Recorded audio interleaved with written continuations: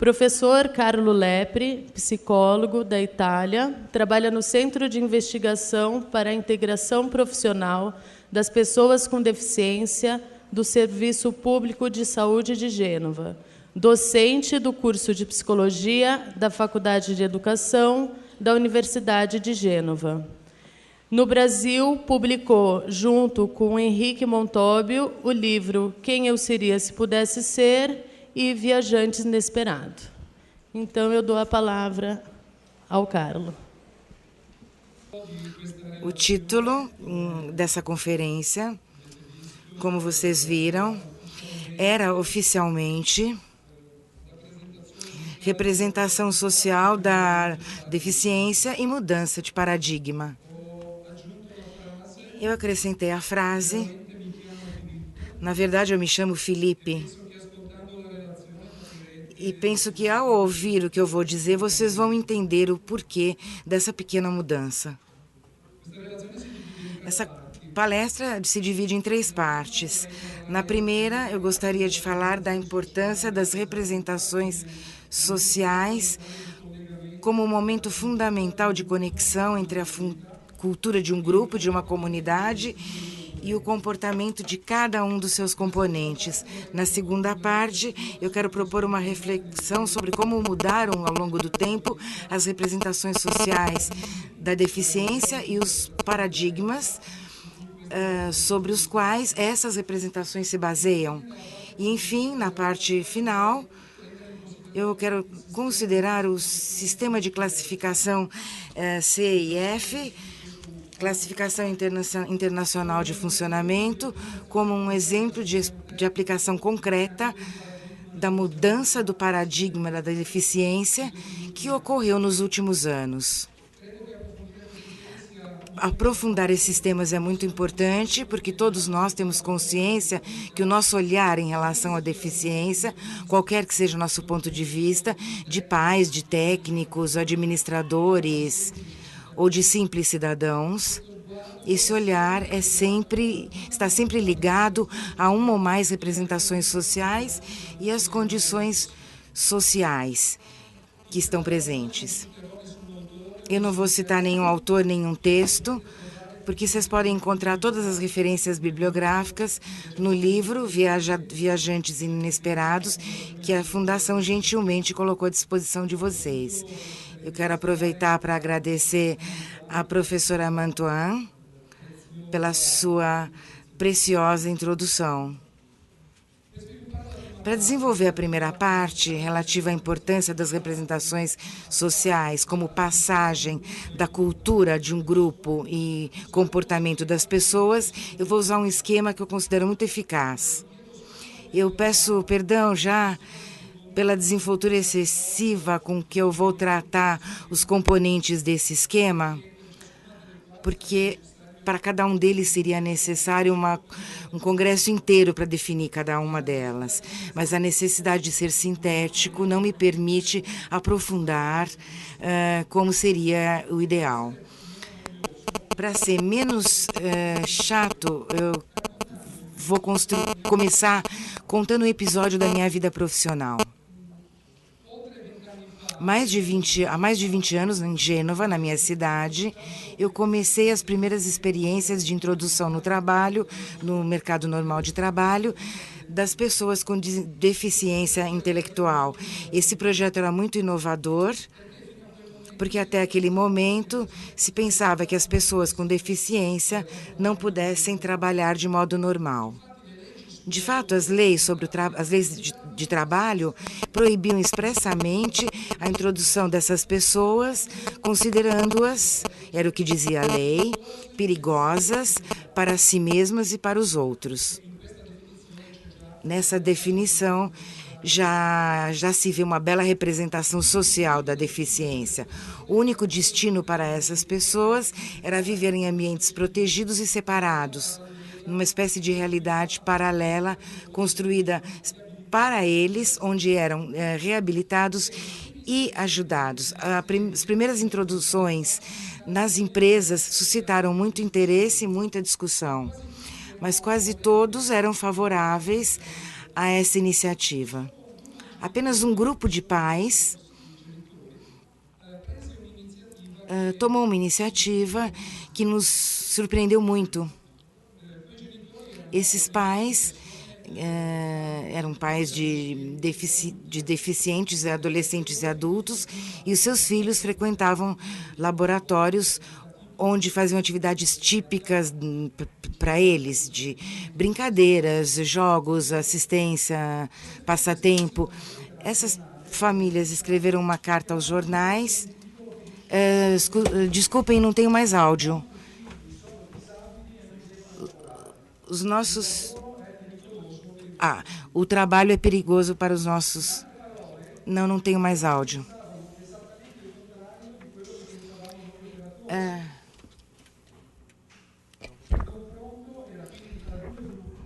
O confronto era entre dois... Então, haviam duas concepções muito diferentes sobre as pessoas deficientes. De um lado, os operadores achando que o trabalho era útil para eles, e do outro lado, os pais convencidos de que o trabalho era uma coisa perigosa. Poderíamos dizer que o confronto era entre duas representações da deficiência, entre duas representações sociais da deficiência, porque essas imagens eram compartilhadas por dois grupos diferentes. Para os pais, para aquele grupo de pais, os filhos deficientes eram, antes de mais nada, crianças a serem protegidas, que não podiam e não deviam ter a possibilidade de crescer normalmente.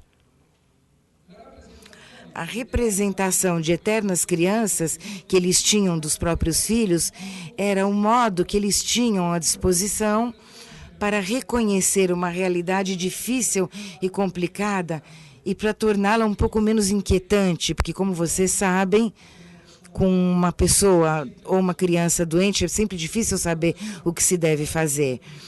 E com uma pessoa... se sabe com uma pessoa doente, mas com uma pessoa com deficiência intelectual é mais difícil saber. Então, podemos dizer que a representação social é uma imagem compartilhada de um determinado fenômeno que uma comunidade, um grupo, constrói por meio da interação social. As representações sociais são imagens interiorizadas, podemos dizer fotografias, que se ativam automaticamente sempre que estamos diante de um fenômeno ou de uma categoria de pessoas. Gostaria de dar um exemplo. A representação social do homem italiano no exterior, por exemplo. A representação social do homem italiano no exterior é de um homem que normalmente é simpático, sabe cantar, gosta de pizza, adora a mãe e corre atrás das mulheres. Essa é a representação e que acaba coincidindo com o estereótipo dos italianos no exterior. Mas essa representação é muito potente. Por quê? Porque é com base na nossa representação que nós pomos em ação os nossos comportamentos. Há uma ligação muito estreita entre a representação que temos de um determinado fenômeno e o comportamento concreto que colocamos em prática. Podemos dizer que as representações elas preparam e podem predizer, ajudam a predizer os comportamentos. Se conhecemos o tipo de representação que uma pessoa tem de um determinado fenômeno ou de uma determinada categoria de pessoas, é possível prever qual será o seu comportamento. Essa ligação entre comportamento e representação é muito importante. Porque, assim como a partir da representação podemos inferir o comportamento, também do comportamento podemos chegar à representação.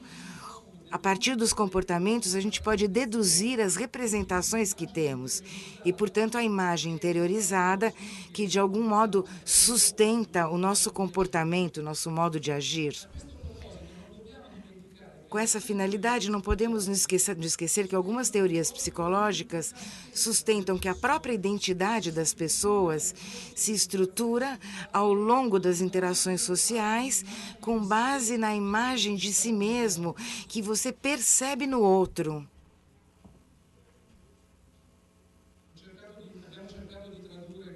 Eu tentei traduzir, inclusive, graças ao meu amigo Mantovanelli, traduzimos esses slides, esperando para ajudar vocês a compreenderem. A identidade se constrói na interação social a partir da imagem de si mesmo percebida nos outros. Isso, em inglês, tecnicamente, se chama Looking Glass Self. Isso significa que a representação que temos do outro se torna, de algum modo, ela constitui a nossa própria identidade. Assim como a nossa própria identidade está ligada à imagem de nós que os outros nos devolvem. Nós podemos até mesmo afirmar, é uma afirmação importante, que nós somos assim como somos pensados, imaginados, representados pelos outros. Por exemplo, um exemplo concreto é a minha situação aqui nesse momento. A minha identidade pessoal e profissional está intimamente ligada com a representação, com a imagem que vocês têm de mim mesmo nesse momento.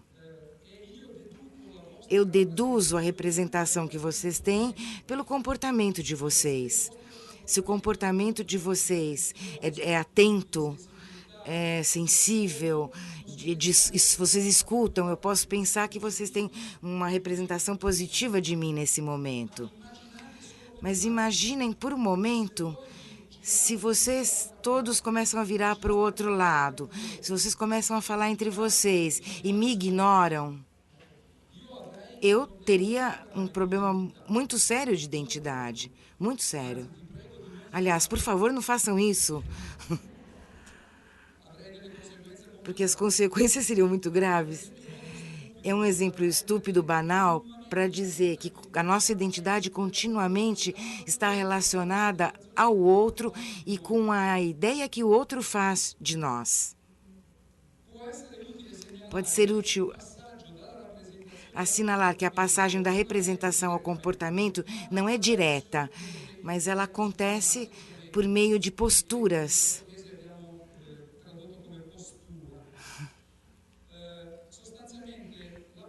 A postura é o modo mais ou menos favorável com o qual a mente se predispõe a enfrentar a realidade e se predispõe, portanto, a agir. A postura é a disposição de um indivíduo a agir de modo mais ou menos favorável conforme a situação, grupos e objetivos. Falta ainda um elemento para completar o esquema que eu quero apresentar. E para identificar esse tema, eu gostaria de voltar um pouco ao episódio dos pais de Gênova que escreveram aquela carta ao jornal que eu citei antes. Naquele episódio, que aconteceu há mais de 20 anos, ele teve um final inesperado justamente nesses dias. 2 semanas atrás, na Itália e em Gênova, foram feitos cortes às despesas de saúde. Entre eles, foram cortados recursos econômicos destinados aos estágios das pessoas que trabalham com deficiência. Nós chamamos isso de bolsas de trabalho. Mas a coisa mais interessante foi que o mesmo grupo de pais que 20 anos antes era contrário à introdução no trabalho, esse mesmo grupo escreveu outra carta agora para o jornal. Mas dessa vez a carta era para protestar contra esses cortes e para declarar que eles são favoráveis à introdução dessas pessoas no trabalho. As mesmas pessoas, 20 anos depois, mudaram completamente de representação. Isso é uma coisa muito significativa. Significa que as nossas representações podem mudar ao longo do tempo. Nossas ideias e representações podem mudar. Nós Podemos afirmar que a representação desses pais mudou justamente porque, ao longo do tempo, se solidificou a cultura daquela comunidade. As representações se formam e se modificam, não no vazio, mas dentro de um contexto cultural compartilhado por toda uma comunidade. Nesse sentido, o termo cultura deve ser entendido como valores, conhecimentos, normas, crenças e ideais compartilhados por um grupo ou por uma comunidade. Podemos resumir, então, o nosso esquema dizendo o seguinte: a cultura de uma comunidade, seus valores, conhecimentos, crenças, estereótipos, preconceitos, normas. Nós ouvimos falar hoje de manhã de normas, leis. Então, a cultura de uma comunidade é a base do processo que, através da interação social, vai determinar a representação social. E a representação, por sua vez, determina a postura em relação àquele fenômeno. É dessa postura que nasce, que surge o comportamento, o modo de agir concreto das pessoas. Esse esquema ele é sistêmico. Cada parte influi sobre a seguinte e também a parte seguinte influi sobre a anterior, modificando continuamente o esquema. Ele deve ser visto, então, como um esquema sistêmico e ele é muito potente, porque com ele nós conseguimos interpretar qualquer fenômeno social.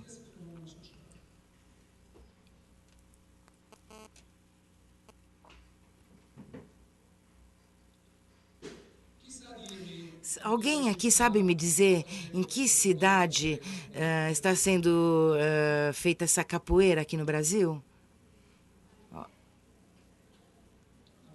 Bahia? Mais ou menos.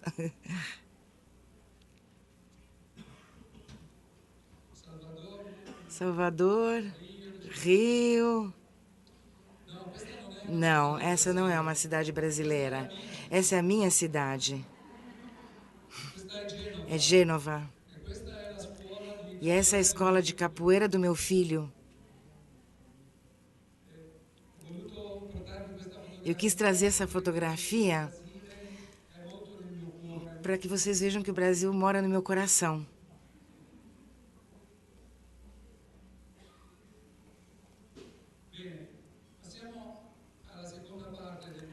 Então, vamos passar para a segunda parte da nossa palestra. Eu vou abordar com vocês o tema da mudança de paradigma da deficiência ligado ao tema da representação social. Eu considero o termo paradigma no sentido, vou usar uma palavra difícil, no sentido epistemológico. Paradigma como modelo explicativo da realidade ou de alguns aspectos dessa realidade. Paradigma está intimamente relacionado com a representação social do fenômeno. Poderíamos dizer até que se a representação social sintetiza a imagem da deficiência dentro de uma comunidade, o paradigma sintetiza a imagem da realidade cultural que gerou aquele tipo de representação. Esse é um tema muito atual, justamente porque nós estamos assistindo nos últimos anos, a uma mudança histórica na representação social da deficiência e, portanto, no paradigma cultural que a sustenta. Essa manhã se falou disso. E no livro que vocês têm à disposição, que é o Viajantes Inesperados, eu descrevo algumas dessas representações sociais. Eu fiz uma viagem de 3.000 anos, em poucas linhas, partindo da antiguidade clássica até os nossos dias. Eu gostaria de completar essa pesquisa colocando ao lado de cada uma dessas fases os paradigmas de interpretação de cada época. Começando pelo período clássico ocidental, nós vemos na cultura grega, que a cultura grega e romana tem uma representação ligada ao erro da natureza. O paradigma que sustenta essa representação é eugênico, ou seja, é a ideia, o ideal, ideologia, de que se possa aperfeiçoar a raça humana através da eliminação dos sujeitos portadores de características negativas. Da eugenética nasce o eugenismo. Parece uma palavra muito antiga, 3.000 anos atrás. Mas, na realidade, essa é uma foto de apenas 70 anos atrás, que nos mostra um enfermeiro com uma pessoa com deficiência e o enfermeiro diz: essa pessoa custa ao povo alemão 60.000 marcos por ano. Cidadão, é muito dinheiro. O que vocês acham que devemos fazer? Essa é a propaganda eugênica do regime nazista, que em 4 anos eliminou 380.000 pessoas com deficiência na Europa. Em 3 anos, 380.000 deficientes fisicamente eliminados com base nessa representação eugênica, que não está tão distante, mas está logo ali na esquina e pode sempre voltar.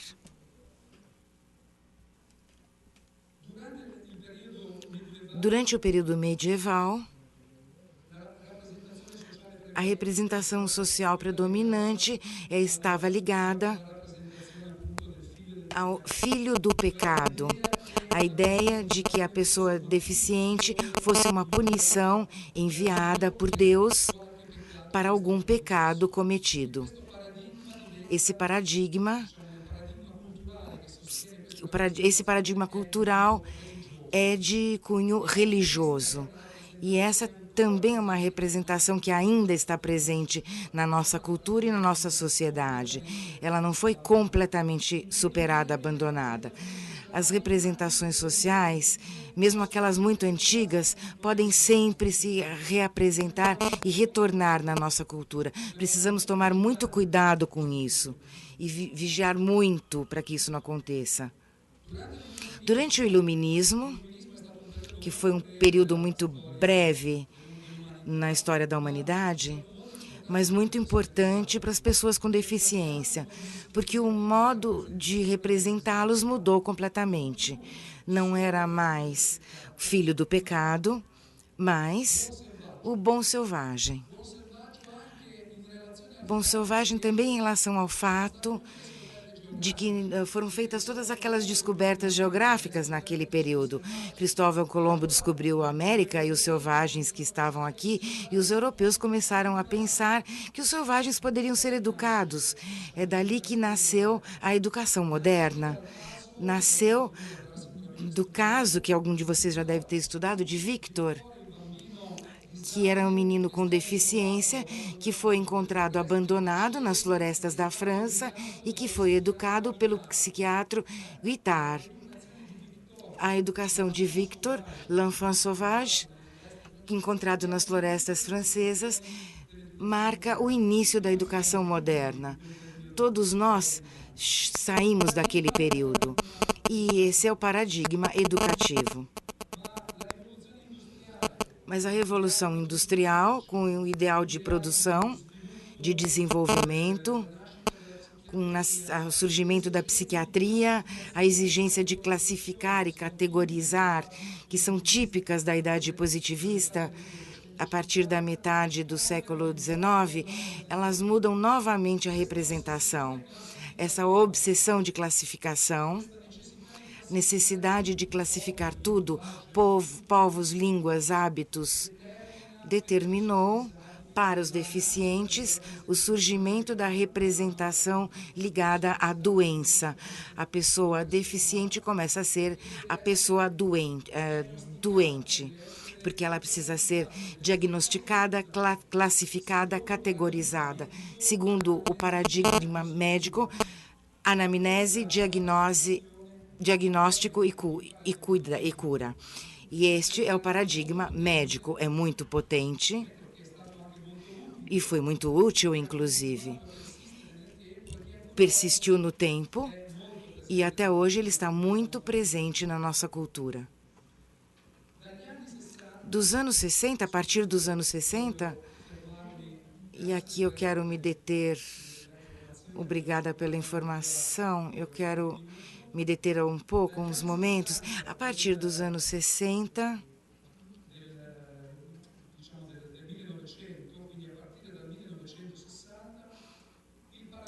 o paradigma, a partir de então, a representação social mudou novamente e muda também o paradigma que a sustenta. Surge aquilo que hoje de manhã mesmo foi definido como paradigma social.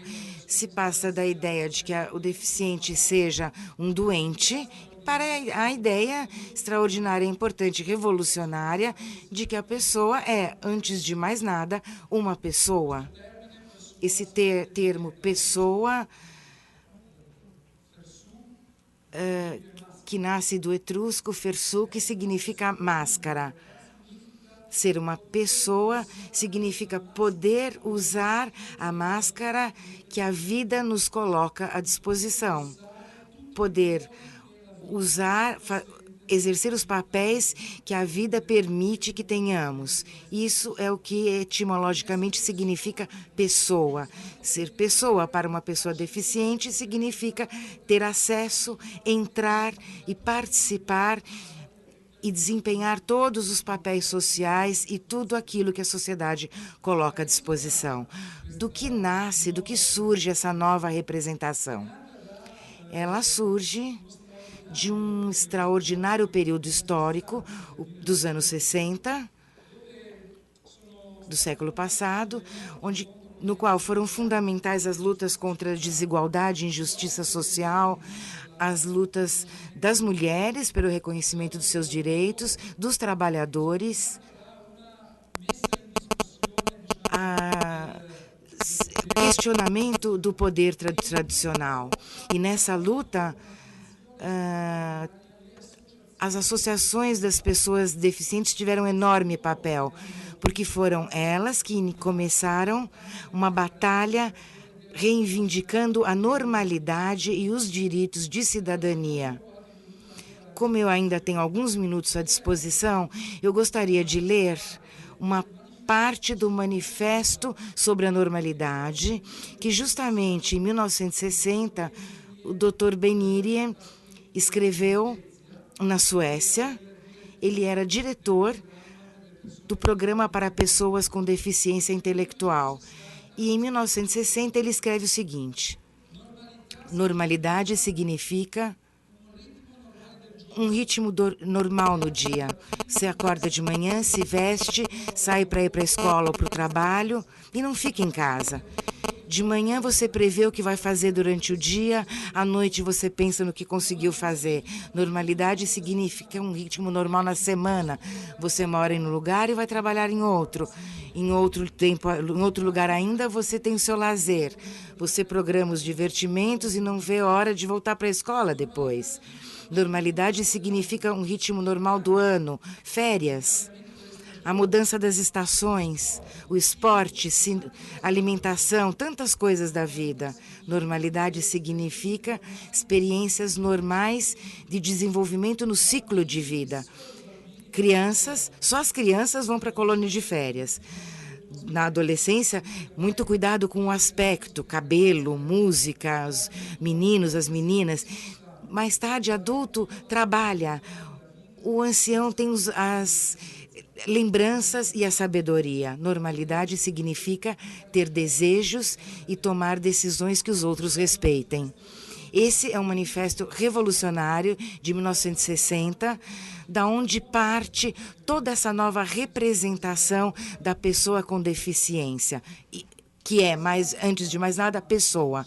Ela se baseia sobre um paradigma social e o modelo social sustenta que a deficiência não é a característica de um indivíduo, mas é a consequência de uma sociedade que exclui as pessoas com deficiência.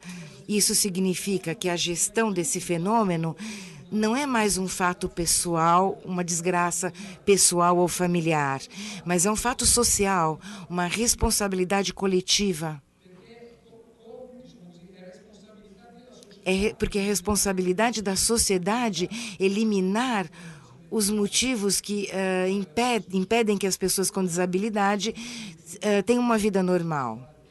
Este é o paradigma social que hoje de manhã, na palestra de Francisco, foi muito bem evidenciada. Agora eu quero dar um passo mais além desse ponto de vista e chegar à última representação, que vocês não encontram no livro que eu escrevi, mas que eu, inclusive, construí e elaborei pensando nesse nosso fórum.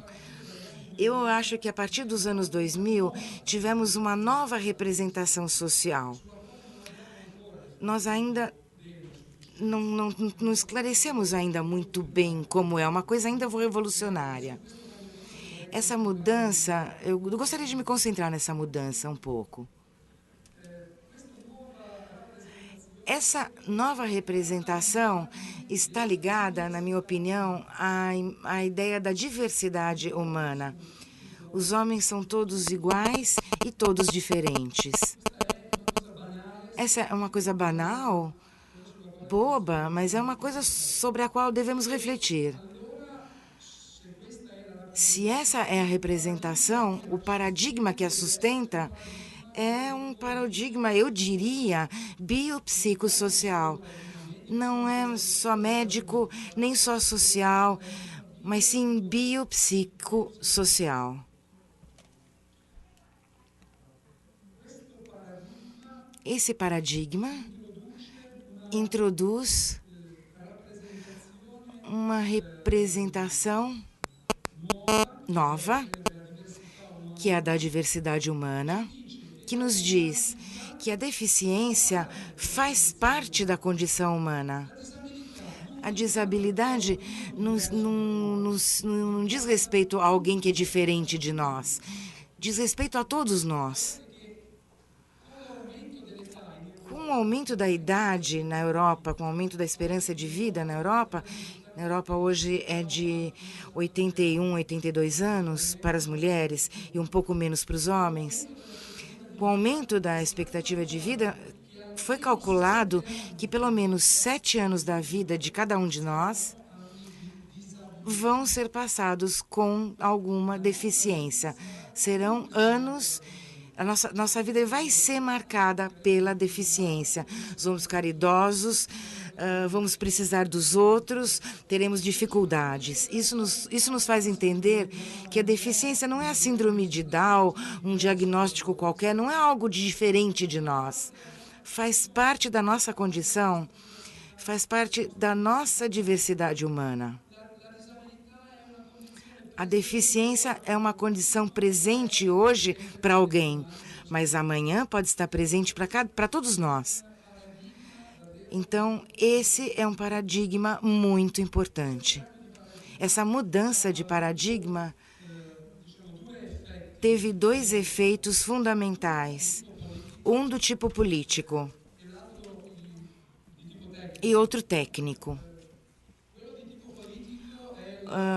O político é a Convenção sobre os Direitos das Pessoas com Disabilidade. E sobre isso nós já discutimos profundamente hoje de manhã. Eu não quero me deter nisso. Já no plano técnico, essa nova representação, esse novo paradigma, levou à classificação internacional de funcionalidade. Eu gostaria de gastar ainda alguns minutos, não sei se ainda tenho muitos, mas eu gostaria ainda de dedicar uns momentos, porque esse modelo é um modelo realmente importante e que todos precisam conhecê-lo. Sejam pais, professores, profissionais, todos que estão próximos do tema da deficiência precisam conhecer esse modelo. Uma preâmbulo. O CIF não é um sistema de diagnóstico. Ele não serve para fazer diagnósticos. É um sistema de observação da funcionalidade humana. Observação da saúde das pessoas, mas não das pessoas com deficiência, de todas as pessoas, justamente porque a deficiência não é um problema de algumas pessoas em especial, mas é um problema de todos nós. Portanto, o ICF fala de condições de saúde em geral, não fala de deficiência, malformação. Esses termos foram todos abandonados pela lógica do CIF. Essa é uma grande mudança. Fala de condições de saúde. Portanto, a deficiência não é tratada como um fato específico, mas como uma variação das condições de saúde de uma pessoa. A condição de saúde não é considerada só ausência de doença, mas como condição para a participação plena na sociedade daquela pessoa. Talvez alguma definição que eu vou dar seja um pouco complicada, eu peço desculpas, mas é um convite, uma ocasião para ler e aprofundar essa questão. As condições de saúde são descritas pelo CIF dessa maneira.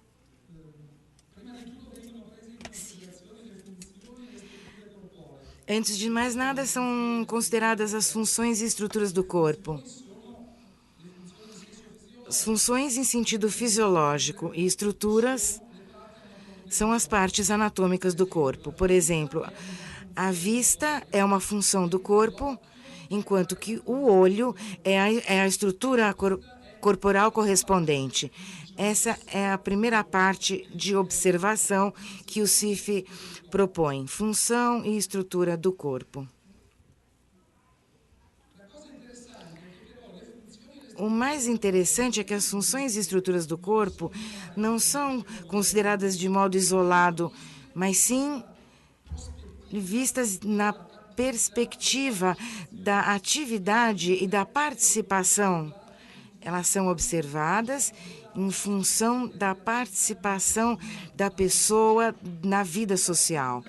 Portanto, a atividade é a capacidade de fazer tarefas em um ambiente padrão, e a participação é o efetivo envolvimento efetivo num ambiente real. O terceiro elemento que o CIF nos propõe é o fator ambiental. O CIF diz, a vida de uma pessoa não acontece no vácuo, mas dentro de um contexto. Se eu quero observar a pessoa, a saúde de uma pessoa, devo observar sua estrutura física, sua atividade e sua participação, e devo observar de que modo o ambiente é capaz de acolher ou de rejeitar essa pessoa. O ambiente é definido como um aspecto que facilita ou que dificulta a participação social. E aqui é introduzido o conceito de facilitador ou de barreira. O CIF leva em consideração também, para descrever a saúde, os fatores pessoais. Quais são? Um background pessoal da pessoa, por exemplo, a sua biografia, digamos, sexo, raça, idade, estilo de vida, nível de instrução.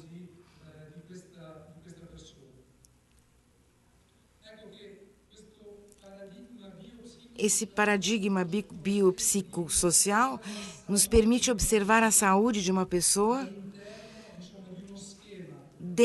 no âmbito de um esquema que é, ao mesmo tempo, científico, mas não rígido. É sério, rigoroso, mas absolutamente modificável conforme as modificações, as mudanças das pessoas no plano biológico, pessoal e de contexto. Acho que o desafio para muitos de nós vai ser entender bem esse esquema, assumi-lo como nosso e utilizá-lo nos próximos anos, sempre que trabalharmos com pessoas com deficiência, lembrando sempre que ele pode ser útil para as pessoas com que trabalhamos hoje, mas também para nós mesmos, para observar as nossas condições de saúde. Sobre isso, e para concluir, a minha condição de saúde aqui nesse momento, considerada como minha possibilidade de participação, poderia ser muito reduzida. Eu poderia ser uma pessoa com muita deficiência nesse contexto e nesse ambiente. Por quê? Porque os meus fatores pessoais, a minha instrução, não me permitem falar a língua de vocês. Portanto, a minha linguagem, nesse sentido, é uma linguagem limitada. E, portanto, a minha é uma condição desfavorecida. E isso se reflete sobre a minha saúde e sobre a minha possibilidade de participação. Mas este ambiente é um ambiente que acolhe. É um ambiente que dispõe de instrumentos que facilitam, de facilitadores, a tradução simultânea, o material que temos à disposição, os equipamentos. Vocês veem como, nesse contexto, a minha dificuldade de participação pode ser compensada com a intervenção do contexto e do ambiente. A deficiência deve ser sempre analisada nesse contexto, dentro desse conjunto de elementos.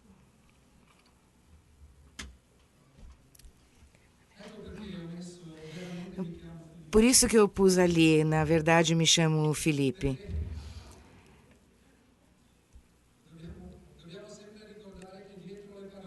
Nós precisamos lembrar que atrás da linguagem há pessoas, há seres humanos. O nome das pessoas é sempre muito mais importante do que o nome do diagnóstico, da doença. Não devemos nunca esquecer a condição de humanidade das pessoas. Para encerrar, eu agradeço muito a vocês pela atenção de vocês.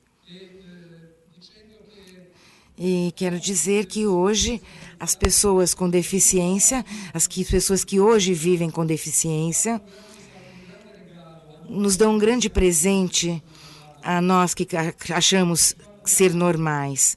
Um grande presente. Um presente inestimável para mim. Ou seja, elas nos permitem refletir sobre os nossos limites. Elas permitem que compreendamos que não somos onipotentes, nem infinitos. Temos dificuldades, fraquezas. Um filósofo italiano famoso, que eu gosto muito, diz: quem conhece o próprio limite não teme o próprio destino.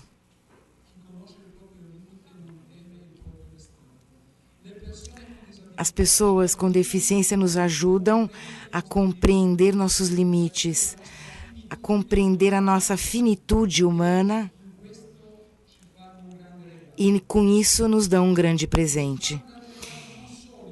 E o presente não só para como indivíduos individuais, mas como espécie humana, porque elas permitem que a gente entenda que o nosso planeta e seus recursos não são ilimitados, não são infinitos.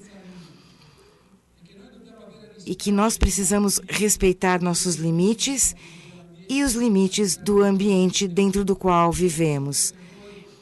Isso para vocês que moram nesse extraordinário e maravilhoso país que ainda pode ser salvo. diferentemente do que nós destruímos na Europa, porque o de vocês ainda muito pode ser salvo. As pessoas com deficiência nos ajudam a entender que todos temos limites, o ambiente tem limite e devemos respeitá-los, devemos olhá-los com afeto. Eles fazem parte da nossa humanidade, da nossa diversidade humana. Por isso eu agradeço à Fundação por ter me permitido refletir sobre esse tema e eu agradeço a todos pela atenção que me deram.